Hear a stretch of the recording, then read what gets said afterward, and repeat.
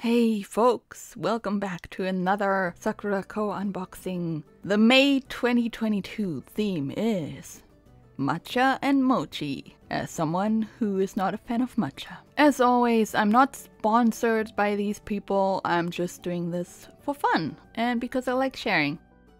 The matcha manju. I hope it's anywhere near good as the sakura manju I had in the last package, but probably not. I'm not a huge fan of matcha, just gotta tell you. Strange, like you got the sweetness of the bread coming through, like it's got that matcha bitterness, but it's sweet, like a weird combination. I'm not hating it, it's just you gotta take it bite by bite. But the bean paste inside, again, is really soft. Like I like this brand of manju. I would give this one an 8. The matcha wafer. The matcha wafer is inside of one of those packages that are like foil but lined with plastic. So to open it, I absolutely murdered this cookie. Look at it. Butchered. The butcher of Blaviken.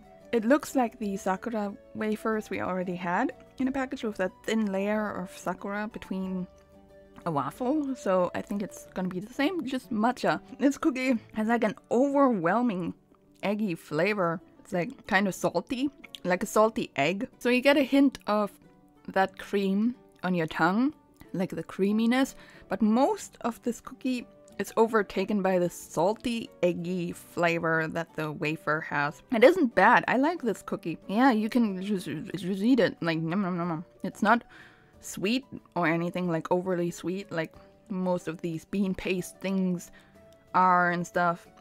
This is more, I would say this is more of a savory cookie, to be honest.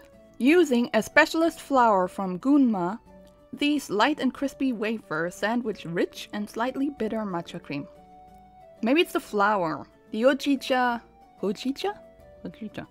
chocolate crunchy, combining 400 years of tea knowledge from Kyoto's Rikyuan with their modern approach to sweets. This snack by Nishimura features crunchy dough infused with roasted green tea and covered in chocolate. It looks like popcorn. Like the little white bits look like popcorn to me. Like a little bit of popped rice. A little bit. Okay, and this is legit. This is a good snack. I need more of these. This is so good. These remind me of not Rice Krispies, but there's another rice snack that's like covered in chocolate. That is so good. I just can't think of the name right now. Also a little bit of Lion, if you ever had a Lion. Those are good. It reminds me a little bit of that. A Lion without the caramel. Just the rice and chocolate. And it's so good. Oh my god. Not overly sweet. You get a little bit of crunchy puffiness. It's amazing. Oh, I like this. I like it. I like it. Next up, the matcha green tea daifuku, which I've been looking forward to because they look so interesting. Like they have this little, I've never seen the bean paste filling in the mochi with like a little outer layer of cream. That's so cool to me. They're so soft and squishy. Oh my god. They're like little buns. They're like little, just adorable buns you can just squish and oh my. If you know where to get a squishy with this kind of texture, like a floury, soft, like a velvet almost outside, it's just bouncy and squishy. Oh my god, it's so good. I don't know what to think. Oh. What the? I don't know if it's good or bad. I can't tell. You get the outer layer first, the mochi, and then the inner layer of the cream, and then that middle layer of the other cream, and it's like a weird combination in my mouth, and I don't know how to feel about it. Nah, mate. I don't know. I think it's the inner cream that's ruining it for me. Like, the mochi itself is soft and nice, and like that middle cream, the white cream, delicious. Just that inner matcha cream. It's just the texture, like all of it is really soft, and then you have that inner layer that's like really kind of like more firm, and it just feels weird in my mouth. So it's that middle layer.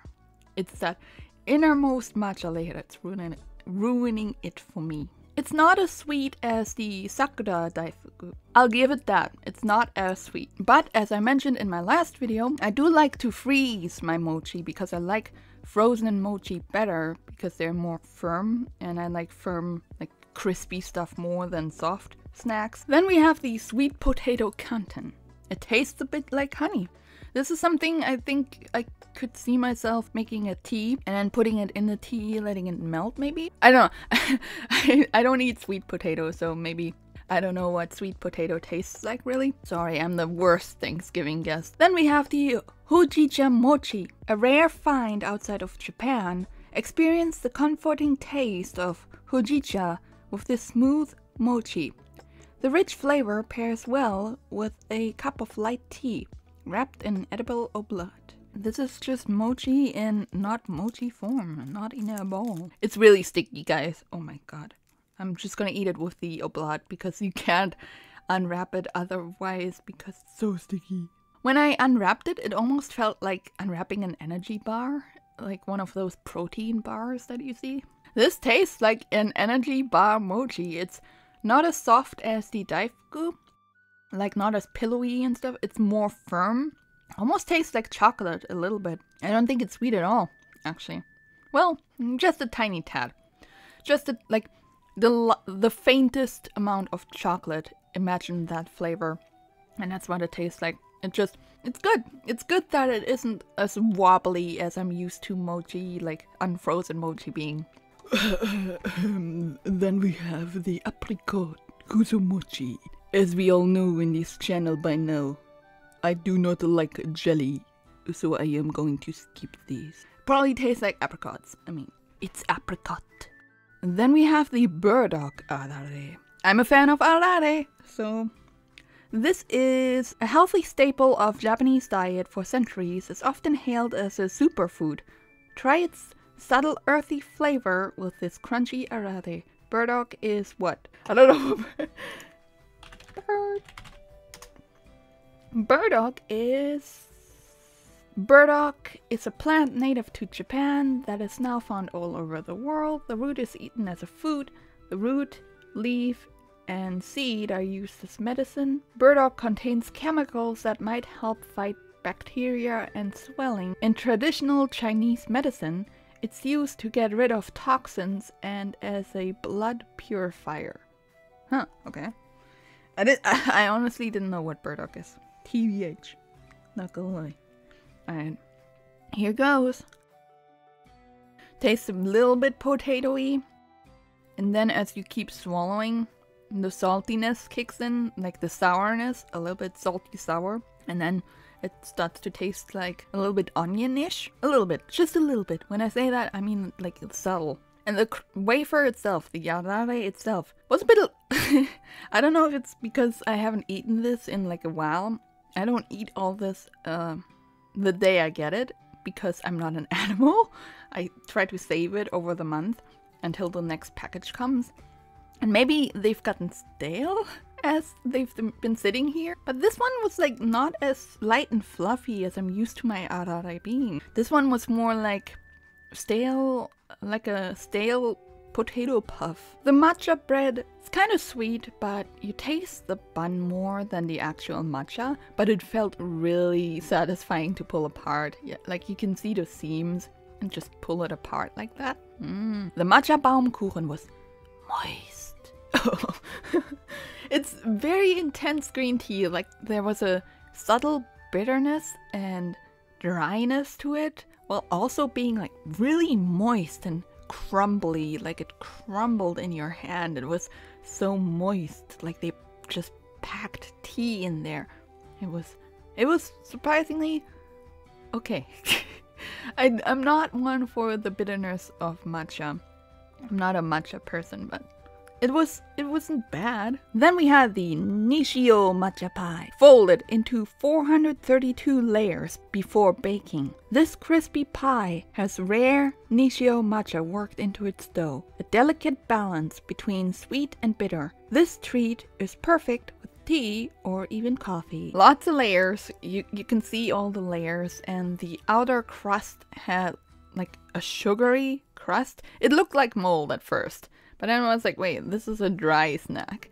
So, like, I don't think it would look like that. And it turned out just to be sugar crystals. The sugar crust was obviously sweet. The inside of this was more savory and almost bitter, like chewing on the tea leaf itself. It felt a little bit like chewing on tea leaves, except with like dough, crispy dough instead of an actual leaf. But like the dryness of the dough mixed with the matcha bitterness and stuff, it kind of felt like that. The matcha carinto pantone. Carinto is a simple snack with a history of hundreds of years, consisting only of flour, yeast, and brown sugar. It can easily be combined with other flavors. In this case, matcha and matcha chocolate are added for a unique mix of crunchy, bitter, and sweet. When I looked at the package and like the picture and stuff, I expected something savory and bitter, but it was sweet.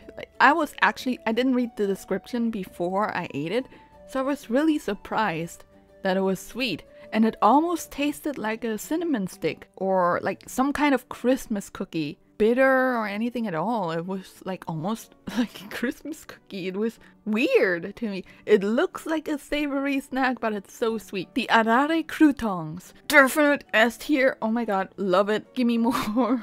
I love arare. You can really put these in a salad. You have to eat it quick though, because they're so light and fluffy, they're gonna absorb any moisture and just suck it up. They're fantastic. I ate the whole package in just one go. It tasted like the soy arare like puff cracker that I had in my very first box. Not very salty, just light, fluffy, and like you don't need to drink a whole fountain of water after eating these. The dinnerware that came this time was chopsticks. They feel really smooth and great in your hands, and they're supposed to like bring luck, like the design brings luck or something. But I feel like, I don't know, as someone who has like a ton of chopsticks in the drawer, feel like chopsticks are kind of like missing the mark a little bit right now. This month, I don't know. I didn't feel the chopsticks. Thank you for watching. I hope you enjoyed having a different guest in this one. It makes it feel like we're having a tea party. I try to mix it up every video, so hope you enjoy.